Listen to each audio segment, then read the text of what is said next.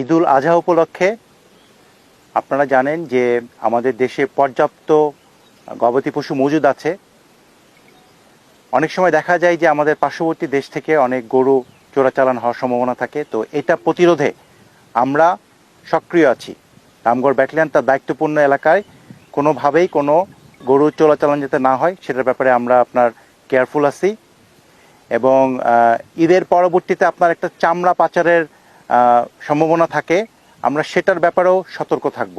আমরা কোনোভাবেই আমাদের এখান থেকে কোনো গরুর চামড়া যাতে পাচার না হয় সেটা আমরা সমস্ত বিপিগুলোকে আমরা অ্যালার্ট আছি আমরা এটা যে কোনো মূল্যে আমরা প্রতিরোধ করব। এছাড়াও আপনারা জানেন যে ইদানিং একটা পুশিনের একটা সম্ভাবনা আছে। এটার ব্যাপারে আমাদের যে প্রতিপক্ষ যে ব্যাটালিয়নগুলো আছে বিএসএফের, তাদেরকে আমরা বিভিন্ন পর্যায়ে কড়া ভাষায় প্রতিবাদ জানিয়েছি। এবং আমরা স্থানীয় জনগণ এবং আপনাদেরকে নিয়ে আমরা বিজিবি সতর্ক অবস্থায় আছি।